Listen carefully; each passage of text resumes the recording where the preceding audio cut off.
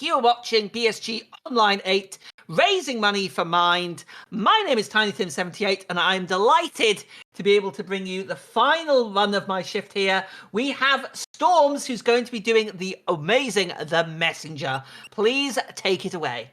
Yeah, hello everybody. I'm glad to be here. My name is Storms. I'm, you could say, one of the better speedrunners of this game. So I've run this game now for over or nearly 2 years. I think it's getting close towards 2 years. We will play second quest today. That means we will only play the second part of this game. And joining with me on commentating is Nufi or Nufakas and Django. Hello everybody. Hello. Hello. So and I would say, since we have a lot of time, I would just kick it in and then we can talk a bit about the game. So since we already have prepared save files, the game or the timer starts when I press the button, and I would give you a countdown now. So 3, 2, 1, go. Good luck. Thank you, thank you. Godspeed. Godspeed. So, Nufi or Jangle, could you explain what second quest is for people not knowing this game at all?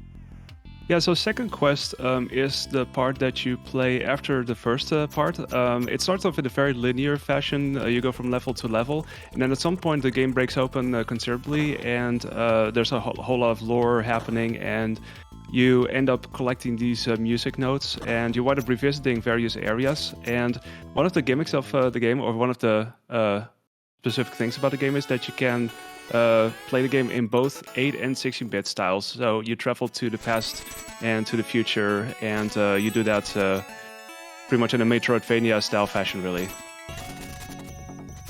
Yeah, this is one of the remarkable parts about The Messenger, is that it starts off, linear, but then it breaks out into infinite possibilities, and I really like it. And it's very special about the game. So to chip in here, it's a bit early, but we do have a chunky donation here, if you don't mind. Yeah, go ahead. Okay, we have the previous runner, Paul Lister, €69. Nice. Nice. Nice. Thank you to BSG for once again featuring me and Love 3. Before the run, I promised to donate 50 cents per death. 134 deaths. My total was €67. And I looked at it for a moment and thought, what's 2 more euros? So, nice. Thank you very much for that, Paulson. I respect that. Yeah.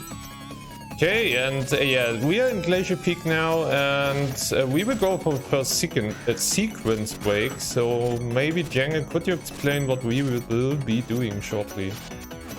So Storms will be heading over to see Manfred, who got stuck in this ice block, and we tried to break him out. There's various ways of doing it, and Storms is trying to go for a leashless setup. So he's trying to get up there, slashing upwards, and then hoping to get onto that ice block. It's a very precise trick, but see how that goes. Come on.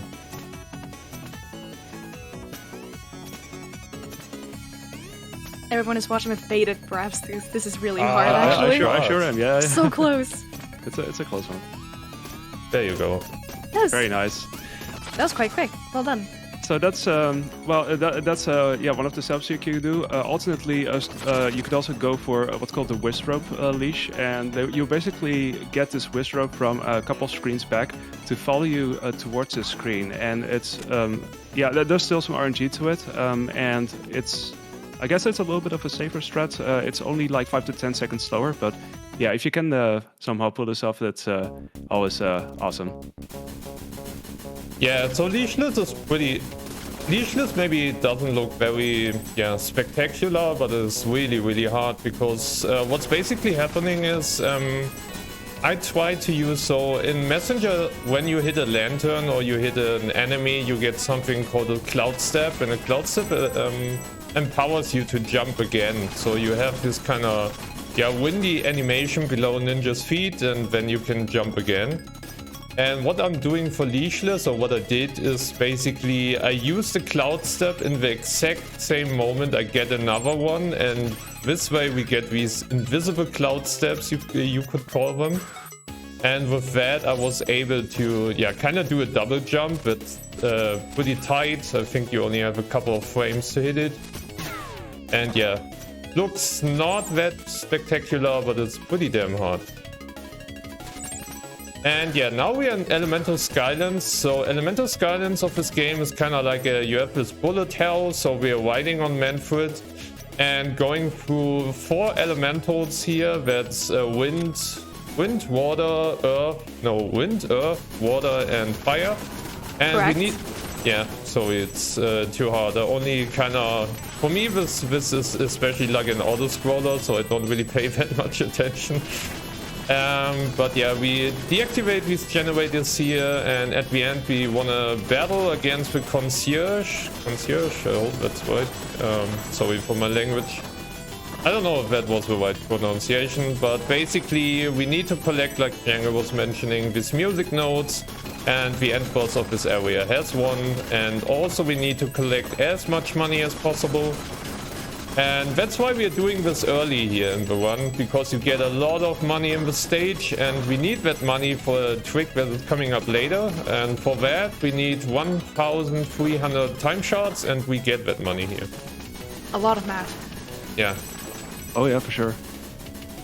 And yeah, the aim here on Manfred is of course killing as many enemies as possible, kind of mashing towards the music rhythm. That's a bit hard here sometimes, but overall this, like I was mentioning, the stage is more like an auto scroller. The music is pretty dope, so I really like this music theme. Yeah, also keep in mind, sometimes what you hear in the background is what may sound like a digitized hey. That is actually the crew of Sabotage Studios who are providing the voices for hey. There's also an 8-bit version of it.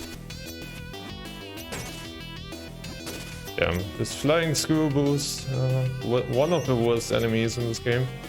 So they always jump when ninjas jumping, and sometimes this really can put you off. But yeah, we have cleared now 2 of the 4 islands. Next one is Water Island. So second quest, like we were mentioning, is kind of only the second part of the game, and we are doing it in any % style. So we will only pick up the necessary parts and don't do any extra stuff. And especially in this category, you could say Elemental Skylands is more annoying than fun, because if you need to reset, you need to do this pretty early on, and you need to mash a lot of the buttons. So despite the stage being really fun, it's if you go for better times, it gets quite annoying after a while. But yeah, yes.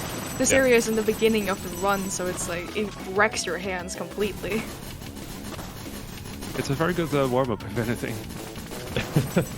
Yeah.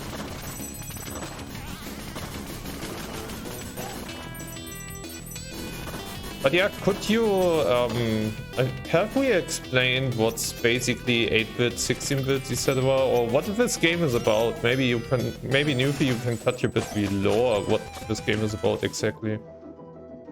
Ooh, I see. Throw me on our bus. Okay. 8-bit is the 8-bit style. As you can see right down on the screen, that is the 16-bit style.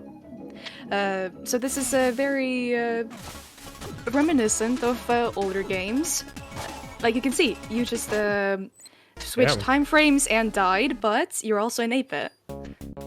That was unlucky and unexpected, but yeah, it's fine. Completely fine. Yeah, it happens. Yeah, I think this is a good showcase for both the styles, really. As you see now, 8-bit, it has a bit, also a bit of a different color scheme, but also in terms of detail, you see that difference as well. Also, hi, Corbel. That is the little red demon following us. Yeah, he's here to collect our time shards if we somehow ended up dying. Yeah, I think that was kind of like the instant karma from throwing Nufi under the bus. Thank you, Messenger. You always have my back.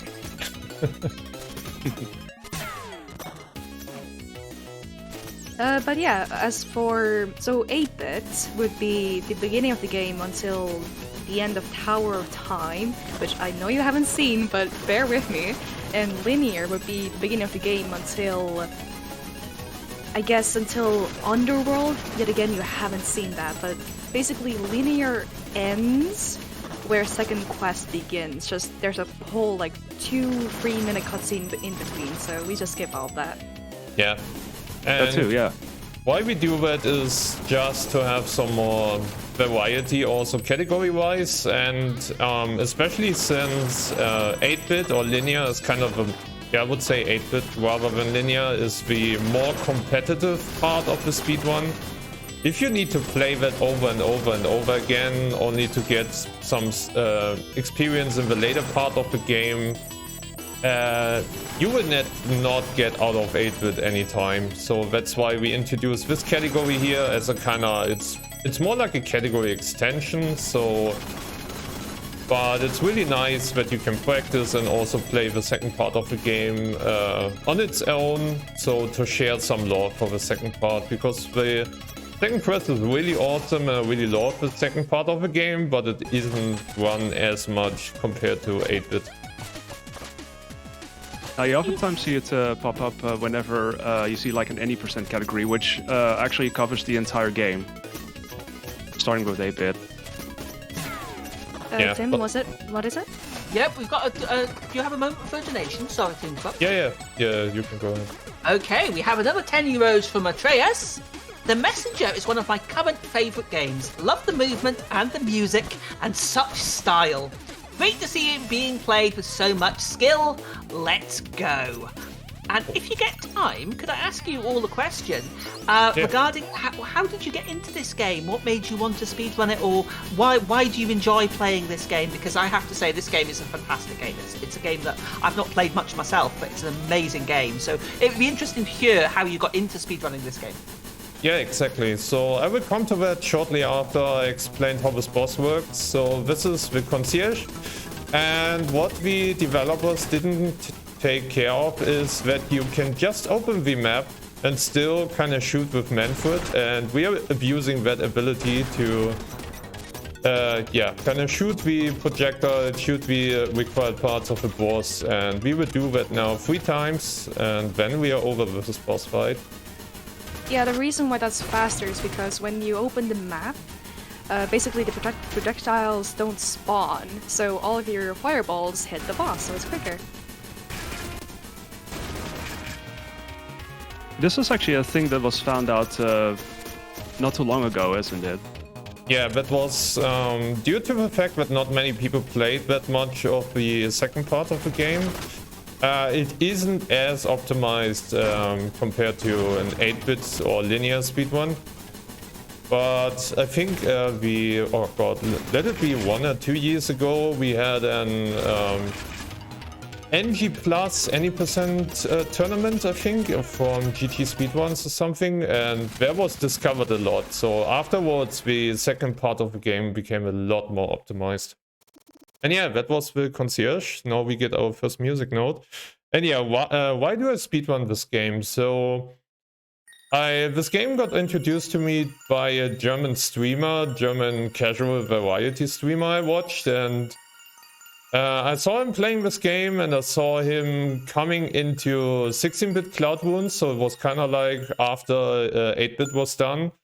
Yeah, and I saw this game, I listened to the music, and I was like, man, this game is awesome, I need to play that. Then I played this game casually, and in 2021, so kind of like during the pandemic, I was like, man, I watched so many GDQs, ESAs, and all of these, and I love speedruns. Maybe I should speedrun a game on my own. And yeah, then I was like, Messenger is a really cool game, so I started to play Messenger. That's kind of, yeah, the story why I speedrun this game. And I started out, yeah, then pretty noobish, I would say, and yeah, I made my way to the top because I was really dedicated to this game. And yeah, I think I'm not anymore, but I was a top 5 runner of this game. But yeah, I think you can still consider me one of the top runners of this game. But I evolved from playing 8-bit more into the longer categories, so I enjoy 100% pretty much, but it's a 2.5 hours speedrun, so you can't do that often. And yeah, that's kind of my backstory behind this game. So we are going through Searing Cracks now, because we need to pick up a music note here. First of all, I opened the portal because we need that later.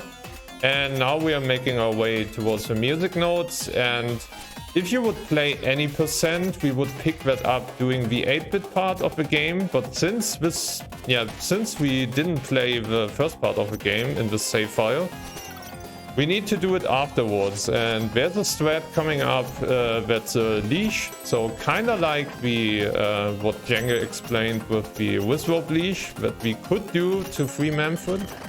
But we will do this now to get a music note with a bird, and yeah, you will hopefully see shortly how it looks like. So let's see. Here comes the bird.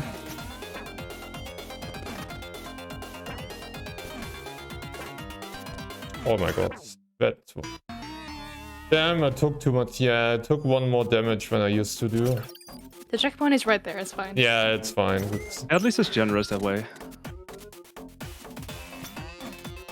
Oh god, yeah.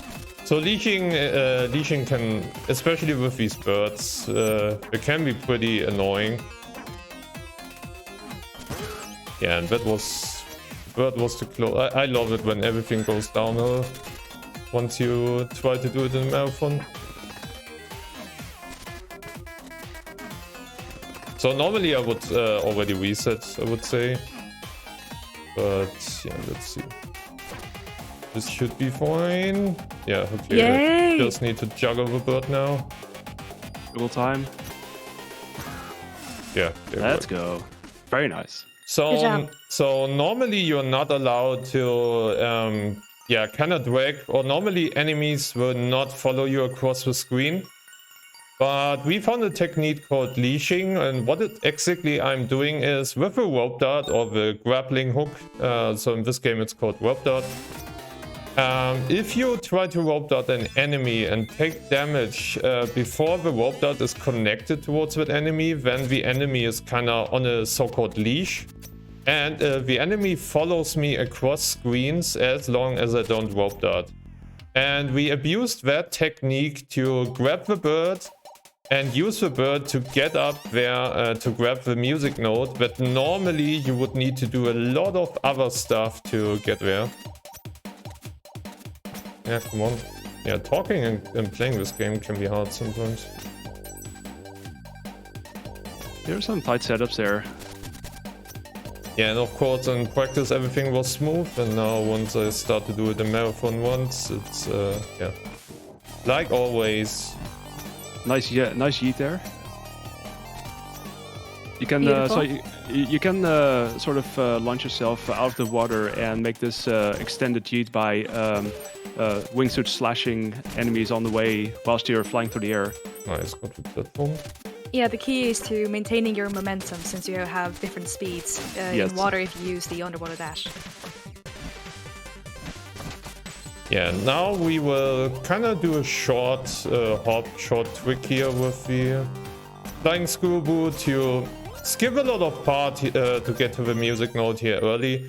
So normally we would need to go a whole couple of screens around that to get here from the right hand side.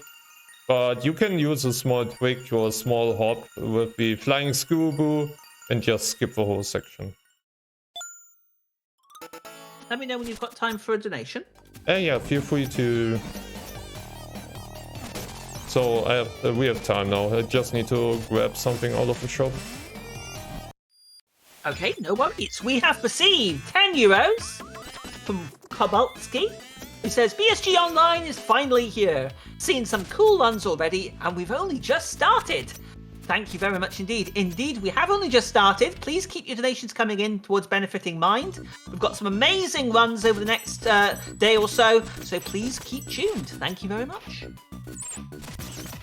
Yeah, now we are going towards the Frankenschwein through Howling Grotto in 16-bit.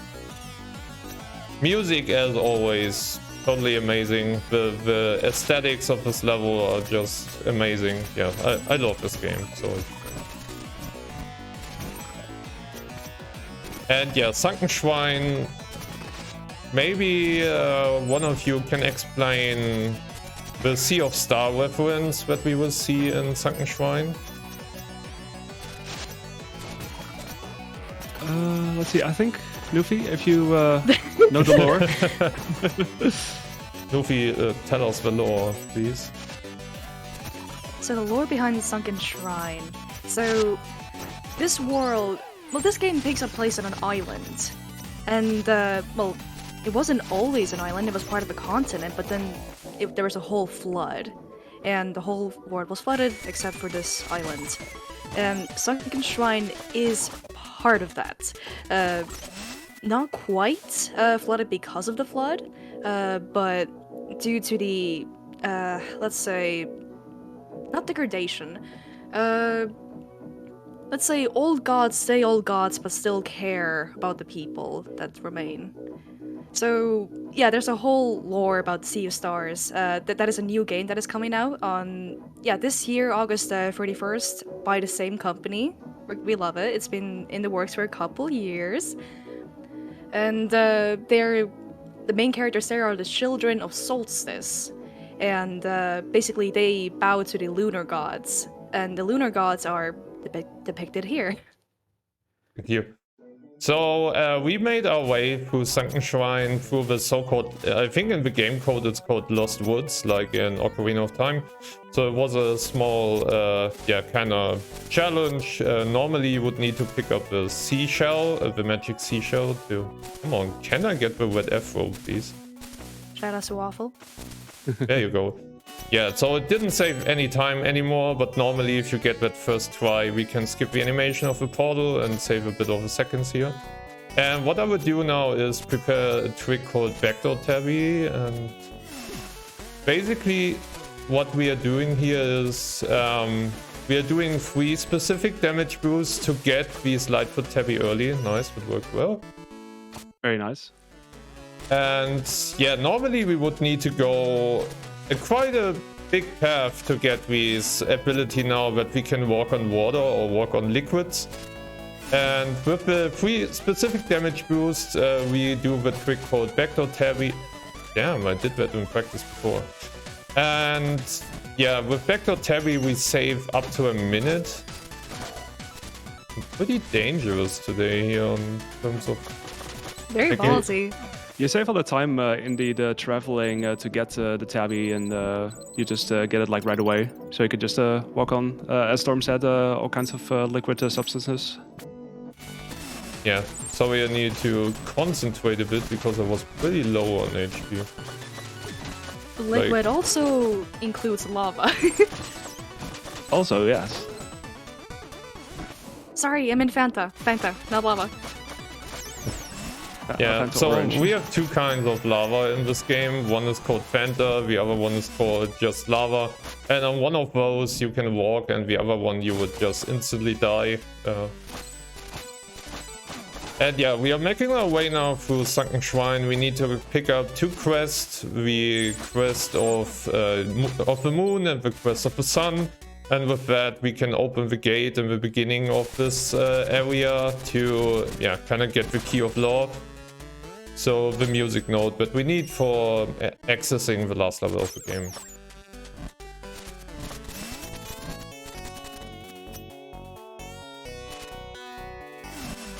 And yeah, as you can see, we are making use of the rope dart everywhere as possible. So we try to make up as much distance as possible with rope dart. Small yeet here, only to get some swag points. Yeah, I just wanted to say I would play it safe, but due to that I played it safe, I totally, yeah, mistimed my normal cycle. It's amazing. You runner curse yourself before saying that. Yeah, I should just play it as usual. And I will grab the save point here now.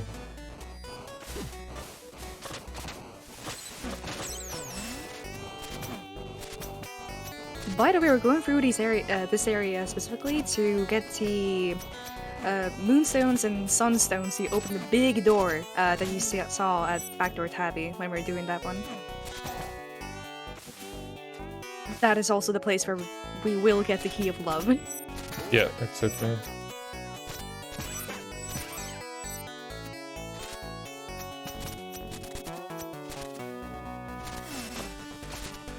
Yeah, I already died a bit too much for my taste, but it's fine. Still fine. I just like seeing Corbel. Yeah, I don't. I don't want to see him at all.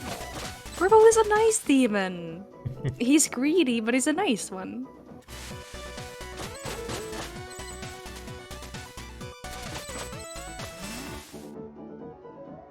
And yeah, as you can see in this, generally speaking in Messenger, we don't have that much glitches or I would say fancy tricks, cool looking tricks. Messenger is more about movement, so we try to go as optimized as possible through all of these rooms. And like I was mentioning, use the rope dart to make up a lot of distance. We even use it for climbing, so you can see I'm not normally... So before you have a rope dart, you can climb through not mashing, but pressing the jump button in a kind of rhythm-like thingy. And we found out that with a rope dart, we can do it even faster. So if we get a rope dart in between, we can do a technique called rope dart climbing. And with that, we can even climb up walls way faster. Yeah, if you can get that rhythm down, it's definitely adding up a lot in terms of time save over the course of pretty much whichever run, really. Yeah, and now we got both of these kind of emblems, put it in the gate. Now we have this small cutscene here with where you get a bit of the taste how Sea of Stars could look like or should have looked like. And now we get the Key of Love. And with that, we can finally get out of here. Also in the background, if you were paying attention, you could see a little mill. That is reference to Shopkeeper story, which you should read. Yeah, exactly. The Shopkeeper has small, neat little stories for every area you're entering, and in some stories, the Shopkeeper will mention some specific things or tell you some specific stories, and for all of these stories, there's a dedicated screen with the game where you see a reference, like the small mill and other things. So now we're going to Bamboo Creek to rescue the first of our so lovely cold Phobikins. So we have 4 small little helpers here in the game called Phobikins. The first one we already picked up in the 8-bit part. He is called Necro, but we don't see it since this game kind of started with second quest, and now we will go for Claustro. And the neat little thing about these 4 Phobikins is that they're kind of in a place, stuck in a place that is resembling whatever they are afraid of. So Claustro is claustrophobic, Necro is necrophobic, then we have Pyro, who is pyrophobic, and we also have, last but not least, Acro, who is acrophobic.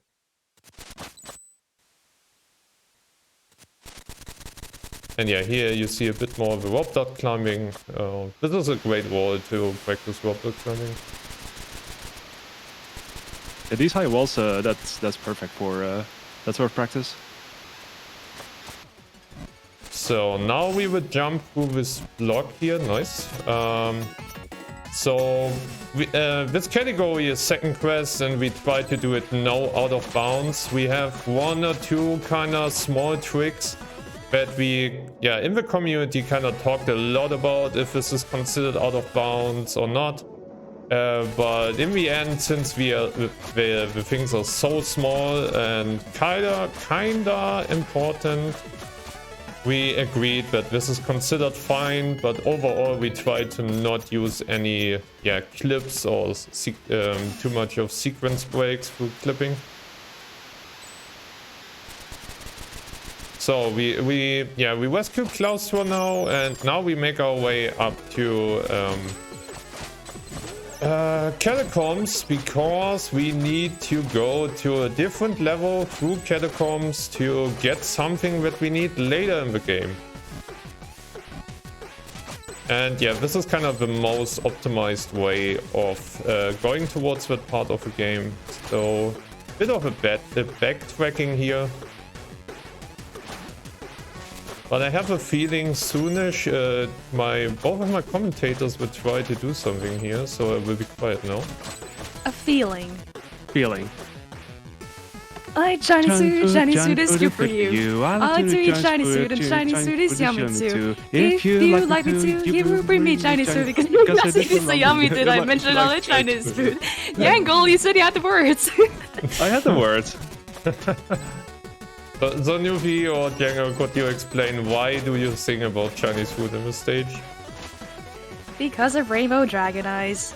Yeah, these are the official lyrics as they were thought up by the composer of the soundtrack, Rainbow Dragon Eyes. Shout out to Rainbow Dragon Eyes, by the way. But yeah, this is the official set of lyrics as you hear them.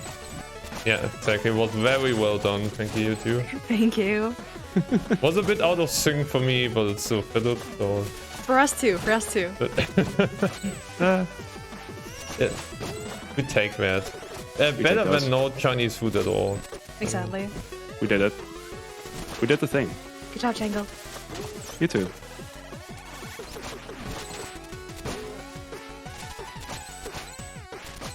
Yeah, and like I was mentioning, we're just making our way through catacombs here. And we are in catacombs. And yeah, unfortunately, our beloved friend Waxton is not there anymore. He died. So Waxton is a boss in the first part of the game.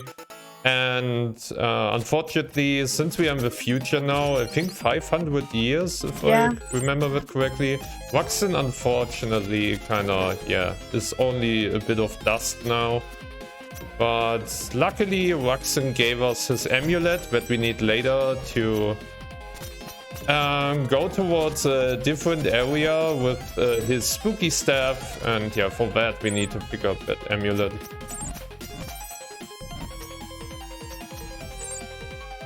Kind of a fun fact about Ruxton is that, so in 8-bit, you fight him, he's a boss, because he's trying to raise an army of undead to, I guess, impress the Demon King and join the Fleshmancer's army. So that's kind of a fun fact though. Yeah, and I think Ruxton is also, despite how cool he looks, one of the most hated bosses in the first part of the game. Hey! Incorrect! Because he is really RNG heavy, and if he has the wrong pattern, you lose some time that you need, especially in the 8-bit part. You basically hope for high Ruxton. Yeah. So now we will go through the dark cave, and I hope I don't die as much as possible because I haven't done blind dark cave in a while. So I'm like I was mentioning, I'm more play 100%, and 100% you have the magic seashell that you can see here in the dark cave, and so I'm not used to the fact that I can't see it anymore. But yeah, I hope I still have kind of my cues where I need to rope dart, etc. So I hope it will be fine. Yeah, if you play this casually, you're picking up this candle so you can actually see where you're going in this cave. But, you know, this is a speedrun, so we don't pick up the candle. Holy fuck, that was... Sorry for my language, that was a bit... That was really scary. But yeah, we should be fine now. Where am I? Oh, okay.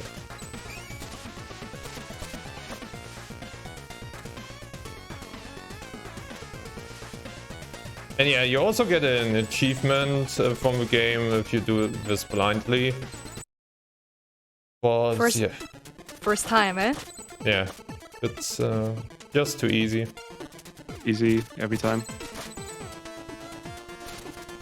Yeah, now we are in a level called Rivière to Cross, Really cool level. I really like the aesthetics of this level. You have these going back and forth between this, kind of darkish colors in 8-bit and this colorful purplish and 16-bit. I really love this level. It's really cool. And yeah, the gimmick about this level is these flowers and these kind of cannons that shoots you out of these flowers. It's a pretty tough level, to be honest. And yeah, I wanted to warp out with one corner, but didn't quite work, but we're fine.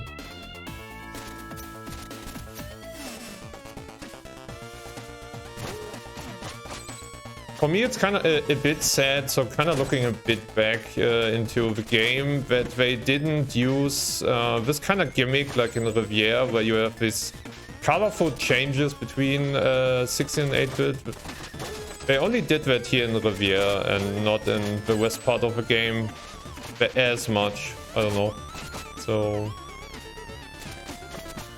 bit sad about that. Yeah, the discrepancy in this level between 8-bit and 16-bit is caused by us because we kind of saved this place. It's a whole time paradox. Yeah, this screen here, I didn't get the perfect cycle here now because for that you need the birds and the meatballs, how we call them, and if they don't line up perfectly, then you need to take the logs.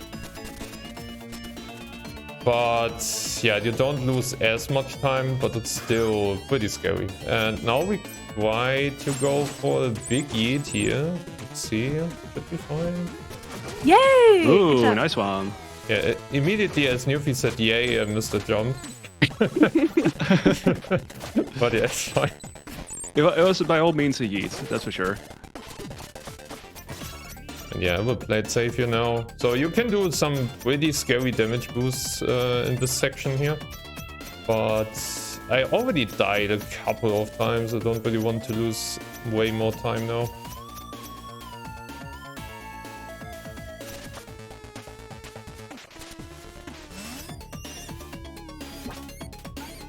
Yeah, now we just need to do some, kind of flower puzzles here. Unfortunately, the developers didn't pay attention that or didn't recognize that you can get cloud step out of these flowers. So we can just skip most of these puzzles. It could be intentional. Could be, but I'm not sure, to be honest. Oh, they could have seen it and then decided not to patch it out, and they were like, well, this is fun for speedrunners, let's leave it in. Yeah, Newfie, can you maybe explain a bit the history about speedrunning of this game, especially with Sabotage as a development team? Ooh, okay.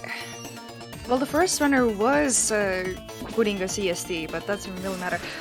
Basically, Sabotage Crew is very, very they're very welcoming of the speedrunning community, and basically, when we started discovering tricks, we made a deal that anything that, I guess, casuals couldn't come across and wouldn't, I guess, ruin the experience would be left in, because we discovered it.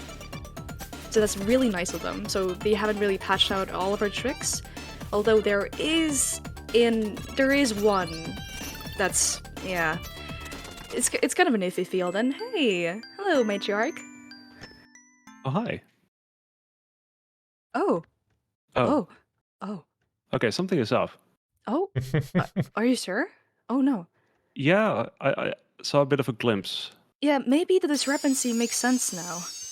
Yeah. I think that's not a moth. It looks more like a bat. I don't know, it still has the same colors. Oh goddamn. Yeah, I'm a bit rusty, you can say. Can't even do the skip anymore. So normally you can 2-cycle this boss, but I just failed the follow-up. So let's see, maybe I can... God, I can't even count. Yeah, so StoRmsN is basically trying to follow this boss off screen and trying to do additional kills. It is actually possible to kill this boss in an earlier phase, but yeah. And I jumped into the What is happening? Oh, that was unfortunate. Oh, come on. Yeah, so the gimmick about this boss is there are invisible platforms here and there, and normally you need the magic firefly to show you these platforms. Butter. Yeah, sorry. Magic firefly is a different thing, sorry. And as you can see, I'm not used to get into the third phase anymore, so I just horribly misjumped and insta-died. It's okay. Yeah, what's wrong here? Well, that felt pretty close. Yeah, it felt like he should be dead, but I think, yeah, I missed one hit. Close enough. Yeah, we are still pretty fine estimate-wise, so I put a lot of buffer in my estimate, so but it's still it's a bit annoying that I don't have my perfect one, but yeah, that's kind of how it is. Intentional death right there. Yeah, that's an intentional death because it's faster. We need to get out of this level anyway. And it's way faster just to die there and get ported back to the checkpoint. By the way, the little blue thing that entered the ninja's chest is actually the, yeah, that's a magical firefly. And they're really, really cool, actually. I love them. So now that we can walk on liquids, we can save Pyro and also get back to Underworld to get the Key of Chaos. Yes, now time for Orange Fanta here. Yeah, exactly. Thank you for saving Lover Boy. We appreciate it.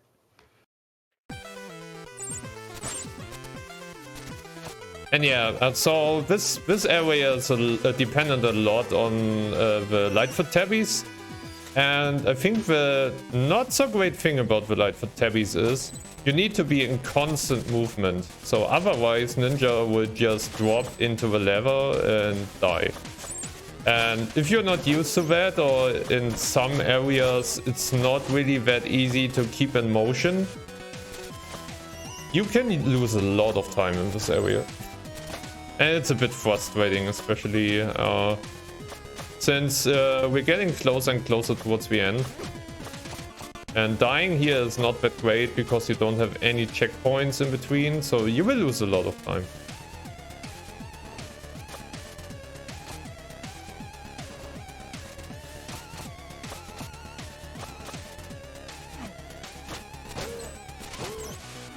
Yeah, while I'm just hopefully zooming through these couple of rooms, we can listen to the 8-bit Underworld soundtrack that is also used during the attack in Ninja Village in the early game.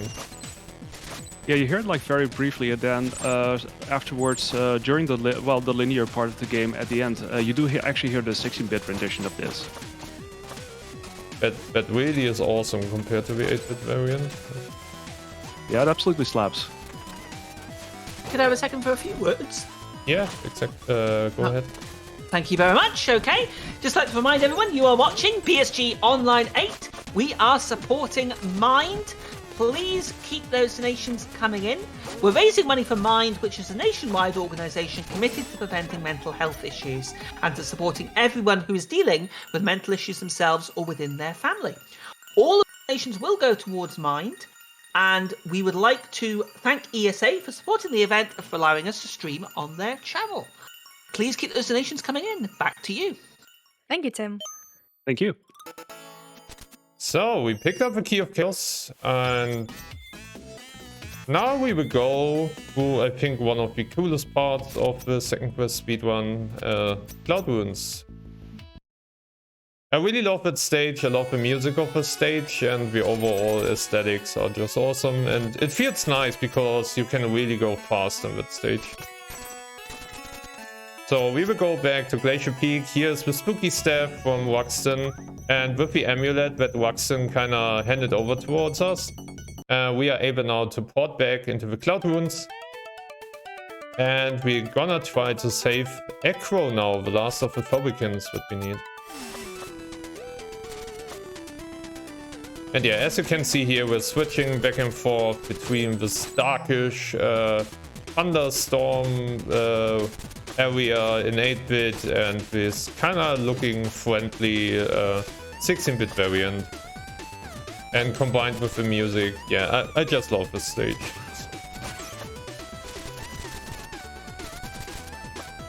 This is one of the hardest stages, actually. That's cool. It's fast and it's cool. It is. Yeah, we need to pick up some required upgrades.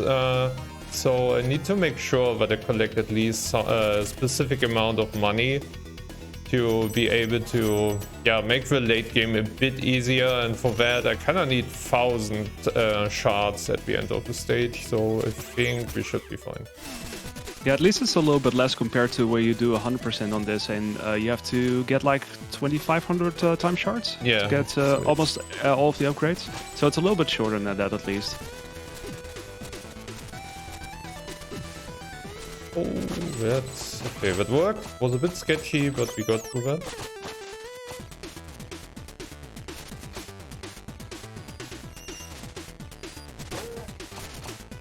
Loud Ruins is actually the realm of giants, who used to be protectors, but demons kind of wiped them out. Movie with the lore. Strong demons. It was in the cutscene. What cutscene? For music packs. Oh, yeah, I can't remember that anymore.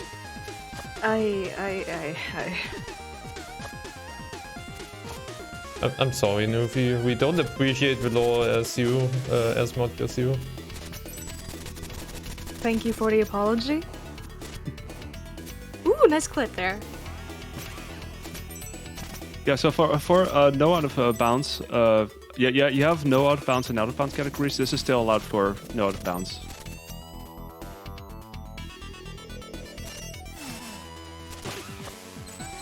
Yeah, I'm sorry, I need to focus here a little bit because this is a bit precise. So yeah, teleport. Yeah. So Nice Teleport. I think it was the first teleport in the game.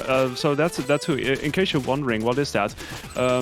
You wind up, I guess, slash-leashing this one enemy, and if there's another enemy on the opposite side of the screen, you basically teleport yourself over there. So you do skip a little bit ahead. It's also used quite a couple of times in the 8-bit category as well. Yeah, normally Cloud Ruins has a lot of teleports, but besides that one, I just failed the other ones pretty badly. So teleports are really dependent on the... Can you stop hitting me? Thank you. Depended a lot on the positioning. Yeah, teleports are very, very interesting as well. Mainly because... Okay, maybe I shouldn't go into it. I mean, we have the time. You can explain why teleports work. Ooh, nice one. Yet again. Okay, so basically, Storm is killing... When you kill an enemy, it gets sent to a pool. And that pool is what enemies get pulled out of. So... When you slash rope dart an enemy, basically the enemy dies, but you still rope darted to it. And, well, when another enemy of the same type gets spawned into the room, then that same enemy that you were rope darted to gets pulled into the screen, so you teleport to it. Yeah, exactly. So once you kind of understand the technique and how the game is kind of makes use of sprites and enemies, it kind of makes sense that it works. But yeah, it still looks like you're splicing. Okay, we saved Acro now, and now we take an intentional death again to get towards the next checkpoint. I will quickly grab now the last upgrades that we need here to finish the game, and we are making our way now towards the end game. Bye, shopkeeper. Later. So we have saved all of the Phobikins, and with that we can get into the Forlorn Temple, because they made us the bridge we will see in yeah, kinda maybe 1-2 minutes.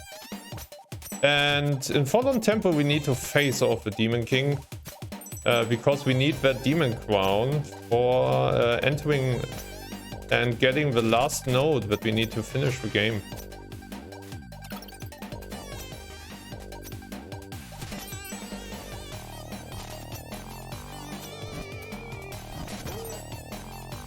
And yeah, so you could say we're getting now into the nasty bit of the speedrun, because Fallen Temple and Music Box coming up afterwards are, yeah, I would say the toughest levels of the speedrun. So the late game is pretty difficult, and also a lot of overwhelming with cycles and tight jumps, damage boosts, etc. So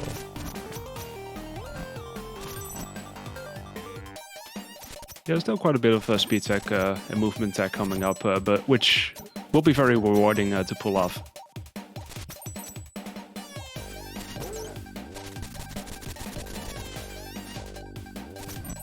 Missing so many warp darts today.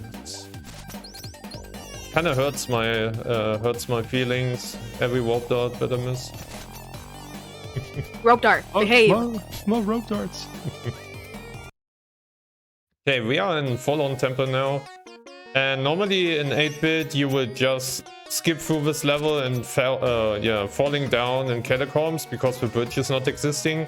Since we rescued all the phobicans now, in the future you have the bridge.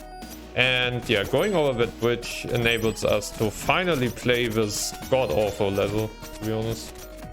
You know, for once I'm not gonna disagree. So, yeah, tough one. Yeah, it's a pretty tough one. We can't skip as much in this level. And also this level introduces rockets that you can ride on.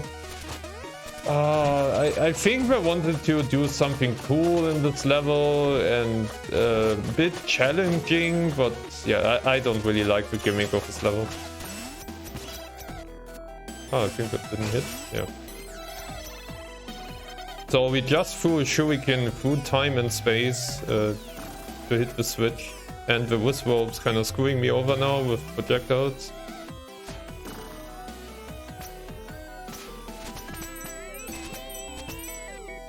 And yeah, there you have the first of the rockets. Let's see if one of the green guys is following me. Yeah, then with that I can luckily skip the rocket. Nice one. Very nice. Yeah, and here you can see a bit of the tight jumps we need to do. Also, one of the worst rooms coming up here now.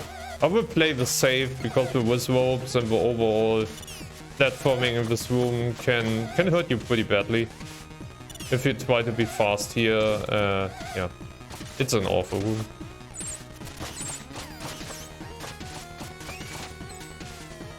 There's also a neat strat for this room here to kind of skip one of these cycles, but I think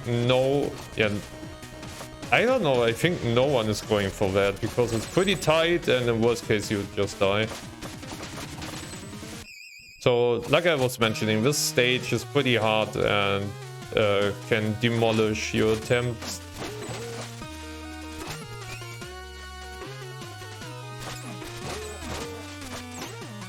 But luckily we don't need to pick up any seals. That's a good thing. Yeah, the magic seals you pick up if you want to go for 100%. That's the upgrades. You get all the upgrades and also the magic seals, which you can get throughout the game. Yeah, you need to pick up 45 seals, and especially the seals here in Fallen Temple are not nice. There's some additional routing to be done. Yeah, unfortunately I missed the cycle with the platform because I warp darted into one of the enemies.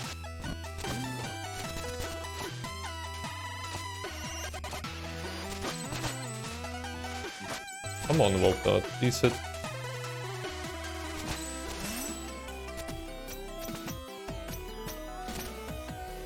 It's kind of the worst feeling you get in the speedrun. If you miss a warp dart, you just feel like, oh my god, will I die now, or what's happening? And it's kind of like the panic moment. I think it's up there with whenever you get a sticky ninja, like you're trying to climb a wall and you get stuck on a certain part of the wall for longer than you would expect. Yeah.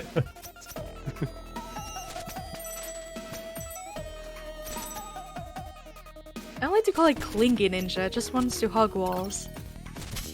Yeah, depending. Yeah, just want some attention and love.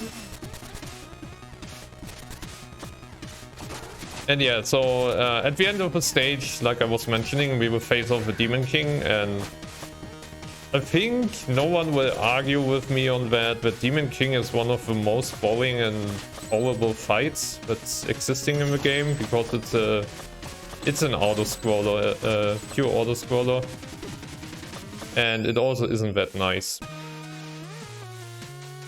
And you will see shortly why, so...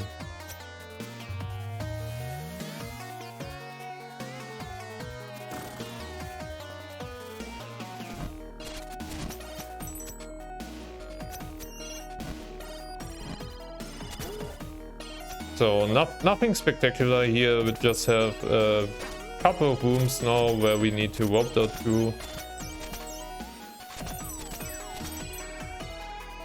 And we are nearly done with Fallen Temple. No, I don't know. I need to take the Rocket of Shame. That was unfortunate. Ooh. Yeah. Yeah, everything goes downhill in this attempt.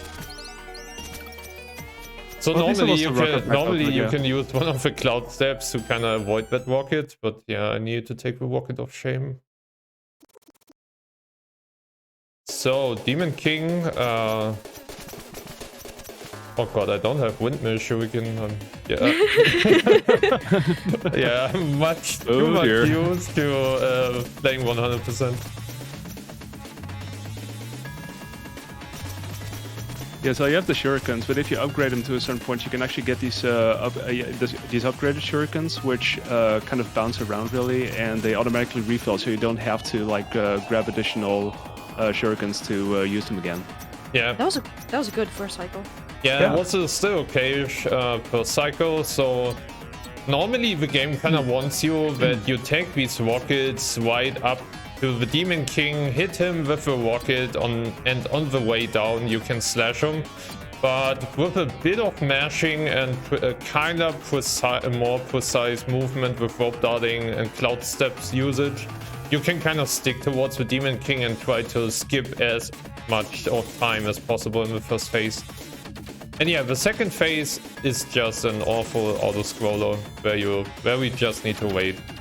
There's a glitch that it's possible that one of the rockets will not be destroyed, and you can take it to kind of sequence break the second phase.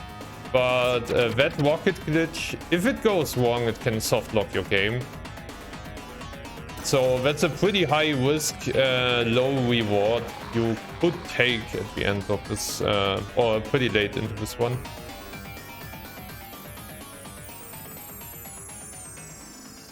And yeah, we crushed the windows. As you can see now, the sunlight is burning the Demon King.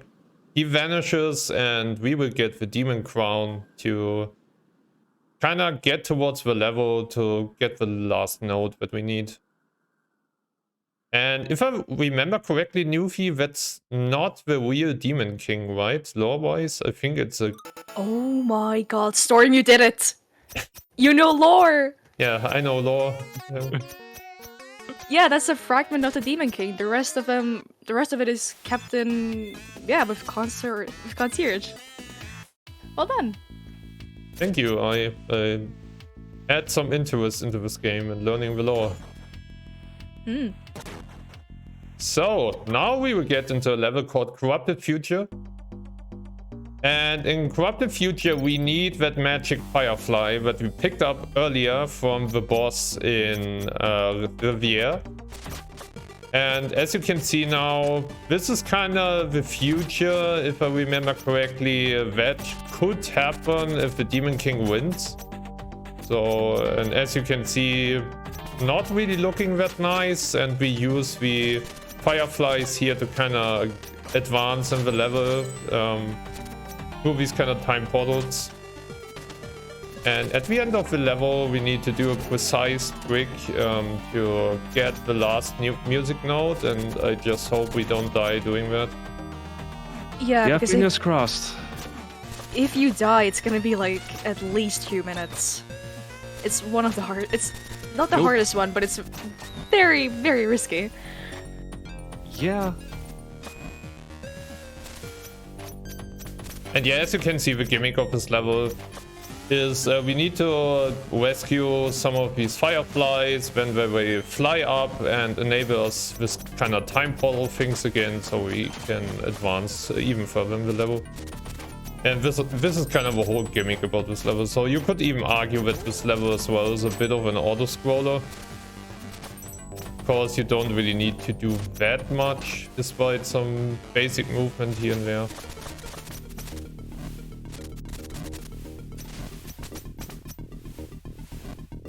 But yeah, it looks nice, and the music is also fun. Especially backgrounds. There's a lot to be seen here. Yeah, sure.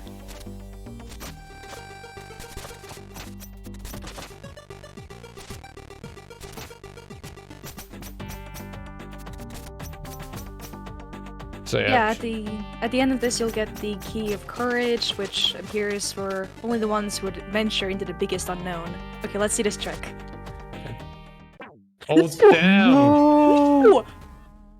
What'd you do? No! No! No! No! Oh No! no, no, That's... no. Yeah, what's happening? I don't know. I think What? What? I haven't seen this. I don't even. so basically, this was intended. So you can, as you can see shortly, weird thingy is coming now after us.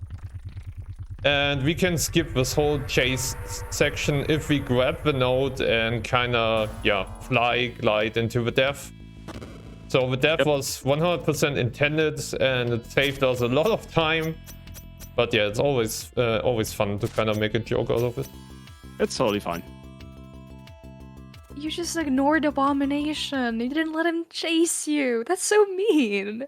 And now we collected all the music notes. And we are ready now to get into the last level of this game called Music Box and Face Off Phantom. So hopefully kinda get rid of the curse that is up on this amazing game.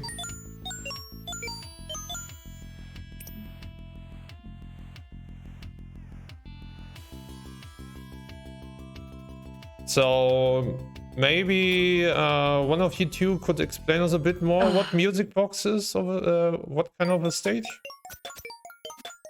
Yeah, it's so Music Box is a music-driven stage, really, as the name would suggest.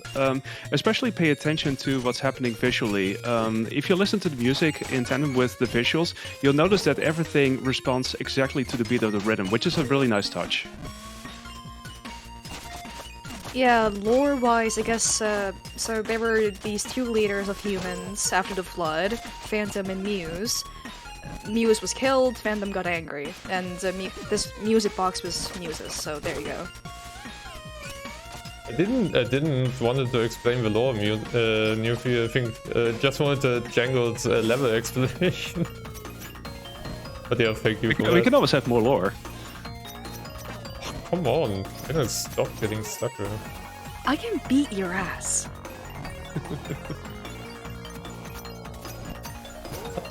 What is happening here? No, I appreciate your lore, Newfie. Always nice. Okay, now you're just saving your skin. Yep. I learned that from Quabble.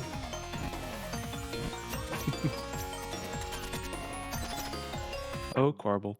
Oh damn, my wingsuit. Yeah, that was karma. I instantly get punished with karma, as it seems. Yeah, there's a surprising lot of crusher cycles in this level. Thank you, Messenger, for always having my back. Thank you, Corbel.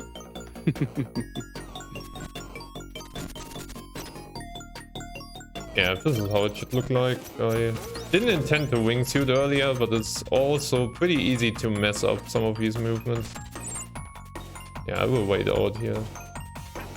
play it a bit safer than usual, because this level is really punishing.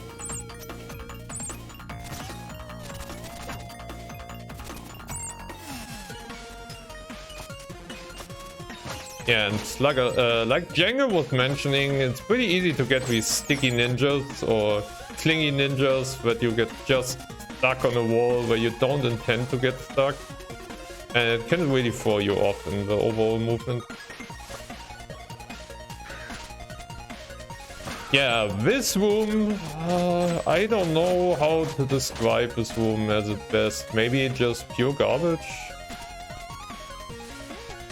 So, It's a room. There is like a very complicated yeet in here. Why is the bird not triggered?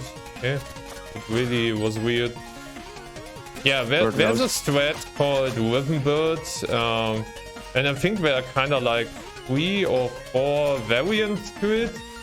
And basically what you try to do is, so you want to do a yeet, and based on the music cycle, you want to put the birds in specific positions so that you can skip kind of like 50% of the room. It's a pretty hard trick. I think it's one of the hardest tricks in this game from an execution point. And actually not really many people are going for it because it's so late in the run. And if you mess it up, you would die and lose a ton of time. And yeah, by the way, Storms did just re-enter that shopkeeper's room in order to reset the cycles there. Just in case you're wondering. Yeah, exactly. I just wanted to mention that. Yeah, Music Box has some puzzles here where you need to hit the crystals.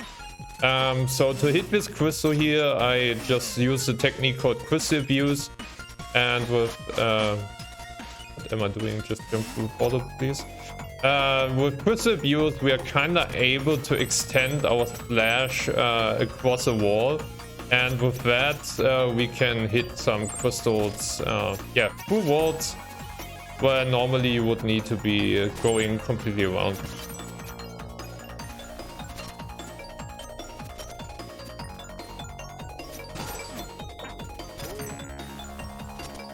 Oh, that done pretty well for that room. So that room is a bit tight and you need to squeeze in between these platforms, and it went really well. Really happy with that. Yeah, for this room here, there's a strat where you can kind of use pause buffering to manipulate the platforms, the crushers, so that you can get through this room without stopping at all. But that strat is so tight that most people are not going for it. I think Assassin Naga is one of the only people really trying to get it. But yeah, Naga is insane. Yeah, it's also the bird star that was named after Naga, the Naga bird. Yeah, earlier on. So most of the strats are just named after the person who found it. I think the strat naming is not the best in Messenger, especially looking at rooms like BC11, where the strats are just called the initial letter of a runner and something with 2. So B2, A2 and all of that. Yeah, there's some rooms that have like varying setups that you could go for.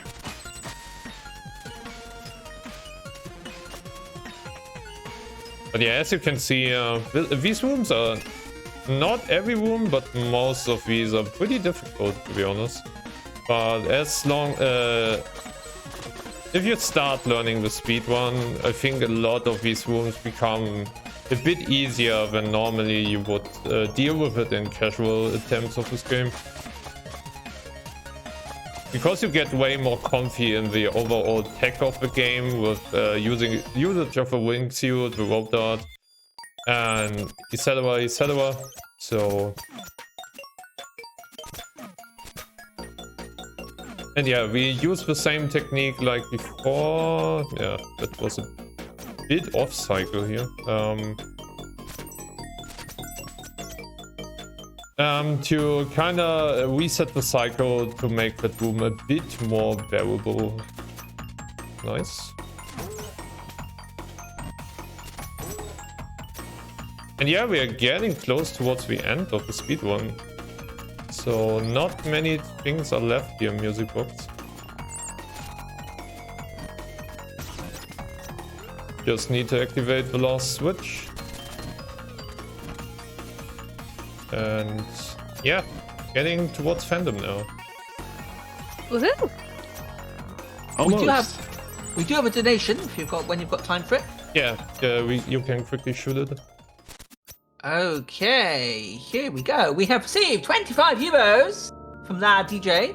Huge props to BSG and everyone involved for doing this event. As someone who's been struggling and still struggles with mental health problems for years, organisations like Mind are super important to me. Godspeed to Storm and all the runners coming up. Well, thank you so much indeed for that incredibly generous donation. Thank you. Yeah, shout out to DJ. Also, Yeah, just the DJ. Shout out to Iris. so this is Phantom. So Phantom has a small gimmicks. As you can see, we can use the rope dot here to get iframes to completely avoid this phase. I would say Phantom fight is not that difficult, to be honest, but you need to get used to it. So most of the time we want to stick to Phantom as long as possible and hit him with the rope dot as much as possible. I think I don't get the quick kill. No, my damage was a bit off. So now we only need to survive the screen here and hit Phantom a bit more, and then he should hopefully be done soon. So for this kind of pattern here, you want to be on the wall while Phantom shoots at you, and then you will always get this attack here, and that was Phantom. Very quickly done. Very nice. And yeah, now we only need to do some Dragon Ball power action, and we are getting soon ready on time. So kind of only 1 minute, 40 seconds left till time. So get that button ready to press. We just need to do the thing now. Yes, is everybody ready to do the thing? Do the thing! Do the thing! So all of the messengers and the shopkeepers will fusion now into the arcane golem to go against the mask, the cursed mask, and we will charge up our energy beam and hopefully defeat the mask forever. So time is coming up, and Mash, mash, mash! Smash! time. GG! GG! Thank you. And that was the messenger second quest. We are done.